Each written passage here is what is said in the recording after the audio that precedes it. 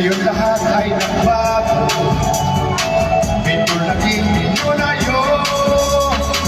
Kapag si Lord ang may gusto, magbabago ang buhay niyo. Kaya huwag niyo ko husgahan, dahil ako ay naulan. May puso di nasasaktan kapag tinitira minsan.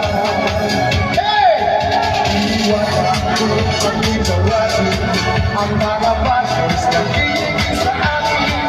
Ayaw maawat, paano kung ibigin ang mga tao sa biglang kumain. Iwan ang paris, ayaw ang